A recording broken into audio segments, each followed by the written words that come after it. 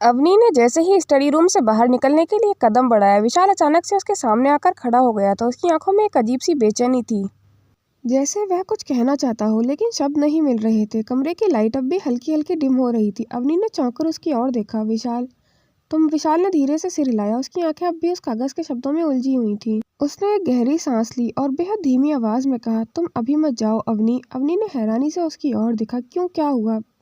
विशाल ने उसके होठों पर अपने हाथ हल्के से रख दिए थे, जैसे अपने भीतर उठ रहे किसी तूफान को रोकने की कोशिश कर रहा है। उसने दरवाजे के हैंडल को हल्के से पकड़ा और फिर धीरे से अंदर से लॉक कर दिया था। वह दरवाजा बंद कर अवनी की तरफ मुड़कर कहने लगा, अवनी, कुछ बातें हैं जो तुम्हें जाननी चाहिए, लेकिन मैं नहीं चाहता कि तुम डर जाओ। उसने धीरे से विशाल का हाथ पकड़ लिया था। विशाल, तुम मुझे डरा रहे हो, साफ साफ कहो क्या बात है? विशाल ने एक पल को उसकी आंखों में देखा, फिर अपनी जेब से वही पुराना जंग लगा लॉकेट निकाला और उसे उसके सामने खोल दिया। लॉकेट के अंदर एक धुंधली सी तस्वीर थी। वह तस्वीर एक लड़की की थी। अवनी ने चौंक कर पूछा, ये कौन है विशाल? विशाल ने निगाहें फेर ली थी। ये वही अतीत है जिससे मैं भाग रहा था और अभी मेरे पीछे आ गया है। दरवाजे के नीचे से एक और कागज अंदर खिसका दिया गया था। इस बार अवनी ने झुककर उसे पहले उठा लिया था। कागज पर लाल स्याही से लिखा था, बहुत देर हो चुकी है। कमरे में तभी एक आहट गूंजी। दरवाजे के बाहर से आती धीमी आहट ने कमरे के माहौल को और भी खौफनाक बना दिया था। विशाल ने जल्दी से कागज अवनी के हाथ से ले लिया था और उसे मिट्टी में भींच लिया था। उसकी सांसें तेज हो गई थी। अवनी ने घबराकर दरवाजे की ओर देखा। विशाल, बाहर कौन हो सकता है? उसने कांपती हुई आवाज में पूछा। विशाल ने उसे चुप रहने का इशारा किया और धीरे धीरे दरवाजे के पास गया। उसके कदम बेहद संभले हुए थे, जैसे जरा भी आवाज करना खतरे को और बढ़ा सकता था। उसके कान दरवाजे से सटाया, लेकिन अब वहाँ कोई आहट नहीं थी। कुछ देर बाद अचानक दरवाजे पर फिर से आहट हुई थी। अवनी घबराकर पीछे हट गई थी। विशाल ने झटके से दरवाजे का हैंडल पकड़ लिया था, लेकिन उसने दरवाजे को खोला नहीं था। उसकी उंगलियां कसकर मुट्ठी में बंध गई थी। कौन है? विशाल ने सख्त आवाज में पूछा, लेकिन कोई जवाब नहीं आया था। सिर्फ एक बहुत धीमी फुसफुसाहट गूंजी थी, लेकिन इतनी साफ थी कि दोनों के रोंगटे खड़े हो गए थे। तुम सच कब तक छुपा कर रखोगे विशाल? और कब तक तुम अपने अतीत के सच से भागते रहोगे विशाल? विशाल ने तेजी से दरवाजा खोल दिया था, लेकिन बाहर कोई भी नहीं था। बस फर्श पर एक और कागज पड़ा हुआ था। अवनी ने हिम्मत जुटाकर उसे उठाकर उसे पढ़ा तो उसमें लिखा था कि 12 घंटे बाकी हैं और खेल और भी खतरनाक होने वाला है। तैयार रहो विशाल अग्निहोत्री। विशाल का चेहरा सफेद पड़ गया था। उसने घबराकर इधर उधर देखा। अवनी की आंखों में भी डर था। विशाल, अब हमें क्या करना चाहिए? विशाल ने अपनी मुट्ठी भींची और सीरियस टोन में कहा, हमें इस खेल को खत्म करना होगा अवनी, लेकिन पहले मुझे सच का सामना करना पड़ेगा। कैसा सच? अवनी ने पूछा। विशाल ने गहरी सांस ली और अपनी जेब से वही जंगला का लॉकेट निकाला। इसका जवाब इसी में छुपा है अवनी। अवनी ने धीरे से लॉकेट खोला, लेकिन तभी कमरे की सभी लाइट झपकने लगी थी और एक परछाई बालकनी के पास दिख रही थी। कोई वहां खड़ा था जो उन्हें घूर रहा था। विशाल कुछ पल के लिए अपनी सोचों में गुम हो चुका था। वह सोच रहा था कि मेंशन में इतनी टाइट सिक्योरिटी होने के बाद भी कोई अंदर कैसे आ सकता है। लेकिन तभी कमरे में अजीब सी फ्रेग्रेंस महकने लगी थी। विशाल ने बालकनी की तरफ देखा। अब वहां पर कोई नहीं था। उस फ्रेग्रेंस का असर धीरे धीरे अवनी पर होने लगा था। अवनी विशाल को कॉलर से पकड़कर अपने करीब करने लगी थी। विशाल भी अवनी के इस तरह करीब आने से बहकने लगा था। धीरे धीरे विशाल भी उसके करीब जाने लगा था, लेकिन अचानक विशाल ने खुद को संभालते हुए अवनी को अपनी बाहों में उठाकर काउच पर बैठा दिया था। लेकिन अवनी पर उस फ्रेग्रेंस का असर पूरी तरह हो चुका था। अवनी ने विशाल को शर्ट से पकड़कर अपने करीब कर लिया था। विशाल की सांसें लगातार तेज हो रही थी। अवनी की आंखों में एक अजीब सी चमक थी। वह उसके करीब आकर विशाल पर अपनी पकड़ और मजबूत कर रही थी। विशाल को उसकी हालत देखकर चिंता होने लगी थी। अवनी, अवनी, तुम्हें होश है कि तुम क्या कर रही हो? विशाल ने धीरे से उसके चेहरे को पकड़कर कहा, लेकिन अवनी की आंखों में सिर्फ एक अजीब सा नशा था। उसकी उंगलियां विशाल की शर्ट की सलवटों को कसकर पकड़ चुकी थीं। उसकी आंखों में एक अलग सी गर्मी थी। विशाल ने महसूस किया कि अगर उसने अवनी को अभी नहीं रोका तो हालात उसके काबू से बाहर हो सकते हैं।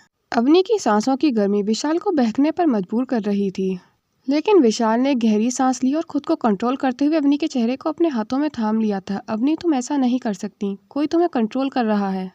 लेकिन अवनी ने जैसे उसकी बातें सुनी ही नहीं थी। वह उसके और करीब आ गई थी। वह धीरे धीरे अपनी उंगलियों से विशाल की गर्दन को छू रही थी। विशाल ने ध्यान दिया कि उस अजीब सी खुशबू का असर सिर्फ अवनी पर हो रहा था, उस पर नहीं। ये कोई खेल नहीं, ये किसी की चाल है, विशाल ने दबी आवाज में कहा। अचानक बालकनी का दरवाजा जोर से खुल गया था। ठंडी हवा के झोंके के साथ वह परछाई फिर से दिख रही थी। इस बार उसने एक कदम और आगे बढ़ाया और कमरे में उसकी मौजूदगी साफ हो गई थी। काली हुडी पहने एक शख्स अंदर आ चुका था। उसकी आंखों में अजीब सी चमक थी। विशाल ने तुरंत अवनी को अपनी बाहों में पकड़ लिया था और वह पीछे हट गया था। कौन हो तुम? उसने गुस्से में पूछा। उस शख्स ने कोई जवाब नहीं दिया, बस हल्की सी हंसी हंसी जो पूरे कमरे में गूंज उठी थी। लेकिन तभी अचानक लाइट आ गई थी। रोशनी में उस शख्स का चेहरा साफ दिखाई दे रहा था। विशाल ने चौंकते हुए कहा, आर्यन?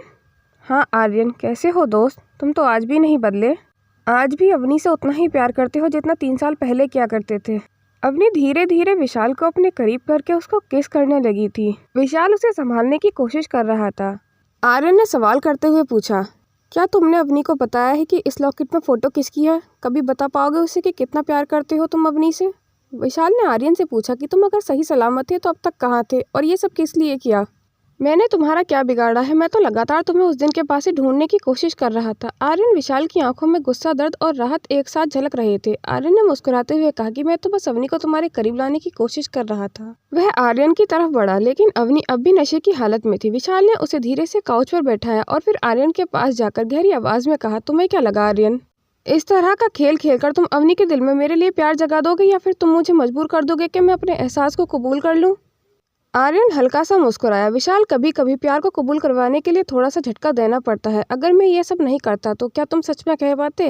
विशाल ने उसकी बात सुनी, लेकिन उसका ध्यान अब भी अवनी पर था। उसके चेहरे पर हल्की बेचैनी थी, सांसें अब भी तेज थी। आर्यन ने एक शीशी निकाली और बोला, ये लो, ये एंटीडोट है, ये अवनी को ठीक कर देगा।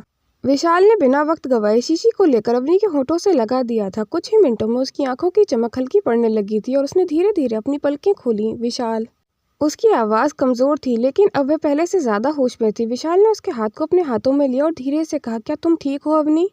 विशाल और अवनी अभी तक आर्यन की बातों को समझने की कोशिश कर रहे थे कि अचानक ही मेंशन की लाइट फिर से झपकने लगी थी। इस बार हवा में वही अजीब खुशबू फिर से फैलने लगी थी। विशाल चौकन्ना हो गया था और तुरंत अवनी का हाथ पकड़कर उसे अपने पीछे कर लिया था। उसने सवालिया नज़रों से आर्यन को देखते हुए कहा, आर्यन, तो ये सब तुम्हारा ही प्लान था? विशाल की आवाज़ में शक था। अचानक दरवाजे के नीचे से एक और कागज़ फिसलकर अंदर आया। इस बार भी उस पर सिर्फ वही शब्द लिखे थे कि खेल शुरू हो चुका है, लेकिन असली शिकार अब तक सामने नहीं आया था। आर्यन अभी उन लोगों के सामने ही खड़ा हुआ था। विशाल ने हैरानी भरी नज़रों से आर्यन को देखते हुए कहा, क्या तुम इस सब खेल में शामिल हो? अवनी ने कांपते हुए हाथों से कागज़ को उठाया और पढ़ते ही उसकी आंखें चौड़ी हो गई थी। विशाल, यह कोई और कर रहा है, यह सिर्फ आर्यन का खेल नहीं है। विशाल ने झटके से आर्यन की ओर देखा। सच बताओ आर्यन, क्या यह कोई और भी है जो इस खेल में शामिल है?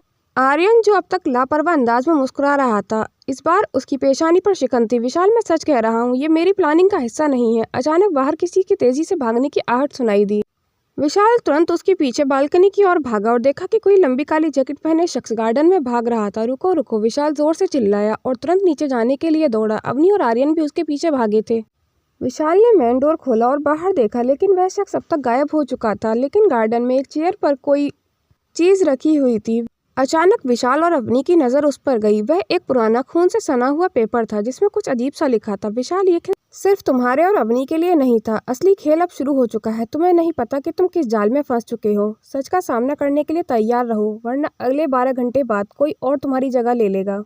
विशाल की आंखों में गुस्सा और अवनी को खोने का डर साफ झलक रहा था। विशाल की आंखें उस खून से सने पेज पर जमी हुई थी। उसकी सांसें तेज हो चुकी थी। अवनी ने कांपते हुए हाथों से उसका कंधा छुआ। विशाल, ये सब क्या हो रहा है? आर्यन के चेहरे पर एक इविल स्माइल थी, जैसे कि ये सब उसी की साजिश हो। आर्यन ने पेज को गौर से देखा और गंभीर लहजे में कहने लगा, जिसने भी ये छोड़ा है वह सिर्फ तुम्हें डरा नहीं रहा विशाल, वह तुम्हारे अतीत से खेल रहा है। विशाल ने गहरी सांस ली। उसकी आंखों में गुस्सा था। अगर ये कोई खेल है तो मैं भी अब इस खेल में शामिल हो चुका हूँ और इस बार मैं इसका अंत करके रहूंगा। अवनी अब भी थोड़ी सी कमजोरी महसूस कर रही थी, लेकिन उसने खुद को संभाला हुआ था। हमें अभी तक नहीं पता चला कि ये सब कौन कर रहा है, अवनी ने कांपते हुए लफ्जों में कहा, लेकिन इतना तो साफ है कि ये कोई बहुत करीब का इंसान है। विशाल, अवनी और आर्यन मैंशन के सिक्योरिटी रूम में पहुंच गए थे।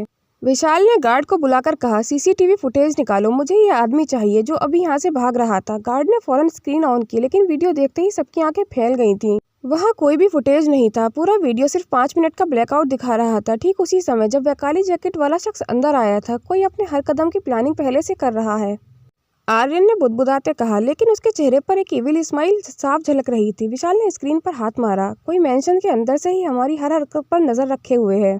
अवनी ने स्क्रीन से नजरें हटाई। अचानक उसे एक बात याद आई, वह लॉकेट। उसने विशाल से कहा, लॉकेट खोलो, हो सकता है कि इसमें कोई राज हो।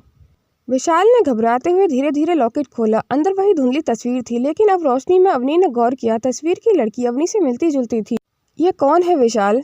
अवनी ने हैरानी से पूछा। विशाल का चेहरा सख्त हो गया था। उसकी आंखों में अजीब सा दर्द उभर आया था। यह अनाया है। अनाया? अवनी ने हैरानी से दोहराया। विशाल ने गहरी सांस ली। 3 साल पहले ये मेरी जिंदगी में थी और ये मेरी सबसे अच्छी दोस्त थी, लेकिन उस एक्सीडेंट में मैं इसे बचा नहीं सका। अचानक मेंशन की बिजली फिर से झपकने लगी थी। एक कड़ी हवा का झोंका दरवाजे के नीचे से अंदर आया और तभी दरवाजे के नीचे से एक और कागज फिसलकर अंदर आया। इस बार कागज पर एक नाम लिखा था। अनाया कभी मरी ही नहीं थी। अवनी ने चौंकते हुए पूछा, विशाल, क्या अनाया जिंदा है? विशाल के चेहरे से जैसे रंग उड़ गया था। अवनी ने कांपते हाथों से वह कागज उठाया। विशाल, क्या ये मुमकिन है? आर्यन ने कागज छीनकर पढ़ा और गंभीरता से बोला कि अगर अनाया जिंदा है तो 3 साल पहले जो हादसा हुआ था वह कोई हादसा नहीं, किसी की साजिश थी जिसमें मुझे और अनाया को घसीटा गया था। यह कहते कहते आर्यन की आंखों में आंसू छलक आए थे। अचानक छत की बालकनी से धीमी फुसफुसाहट सुनाई दी, विशाल, सच से भागो मत, मुझे ढूंढो, अगर हिम्मत हो तो। तीनों ने चौंककर ऊपर की ओर देखा। बस एक हल्की परछाई झलक रही थी। विशाल की मुट्ठियां भिज गई थीं। अगर अनाया जिंदा है तो वह कहाँ है? विशाल की धड़कनें अब भी तेज थी, लेकिन उसने खुद को संभाला। अवनी भी डरी हुई थी, लेकिन वह चुपचाप खड़ी हुई थी, जैसे इस पूरे वाक्य को समझने की कोशिश कर रही हो। आर्यन कुछ सोचते हुए गहरी सांस ली।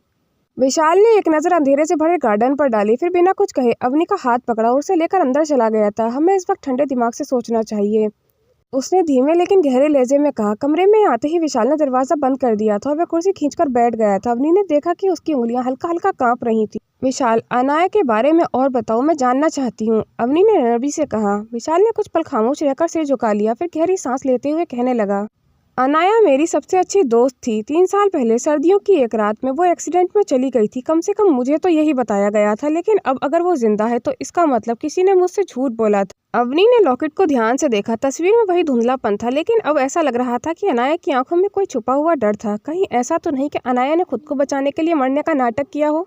अवनी ने अंदाजा लगाते हुए कहा। विशाल चौंक उठा, लेकिन इससे पहले कि वह कुछ कहता, आर्यन कमरे में दरवाजे पर दस्तक देकर आया। हमें और ज्यादा सतर्क रहने की जरूरत है, उसने सीरियस टोन में कहा। मैंने अभी अभी सीसीटीवी फुटेज चेक किया है। गार्डन में कोई भी अंदर आते जाते नहीं दिख रहा है, लेकिन फिर भी वहाँ ताजे पैरों के निशान है। ये कोई खेल नहीं है। तभी हवा का हल्का झोंका खिड़की से अंदर आया। टेबल पर पड़े कागज हिलने लगे थे। अवनी ने झट से उसे उठाया और पढ़ने लगी। विशाल, ये वही हैंडराइटिंग है, देखो कागज पर सिर्फ 2 शब्द लिखे हैं, सीक्रेट रूम। आर्यन और विशाल दोनों ने चौंककर एक दूसरे की ओर देखा। विशाल के चेहरे पर अब एक और नई बेचैनी थी। मेंशन में एक सीक्रेट रूम है? अवनी ने विशाल से पूछा। विशाल ने धीरे से हाँ में सिर हिलाया। विशाल ने हैरानी से जवाब दिया, लेकिन उसके बारे में सिर्फ मुझे और माँ और पिताजी को पता है। आर्यन ने गहरी नजरों से विशाल को देखा, फिर फौरन खड़ा हो गया। तो फिर अनाया को इसके बारे में कैसे पता? कमरे में अजीब सा सन्नाटा छा गया था। विशाल की सांसें भारी हो गई थी। वह जानता था कि अब इस सवाल का जवाब सिर्फ एक ही जगह मिल सकता है, सीक्रेट रूम। आगे क्या होगा? क्या विशाल और अवनी और आर्यन उस रहस्यमय सीक्रेट रूम तक पहुंच पाएंगे? अनाया का सच क्या है? क्या ये कोई खेल है या फिर 3 साल पुरानी एक भयानक साजिश? क्या ये सब आर्यन का ही कोई रचा हुआ खेल है? दोस्तों, इस कहानी के अगला पार्ट देखने के लिए मेरे YouTube चैनल को सब्सक्राइब करें और ऐसी ही इंटरेस्टिंग कहानियां सुनने के लिए बेल आइकन को प्रेस करें, ताकि हमारी कहानी की नोटिफिकेशन आप तक पहुंच सके। और कहानी अगर आपको पसंद आती है तो वीडियो को लाइक, कमेंट एंड शेयर जरूर करें। और हमारी कहानी को अंत तक देखने के लिए धन्यवाद। अगर आपको ये कहानी अच्छी लगती है तो एक प्यारा सा कमेंट करके हमें बताएं।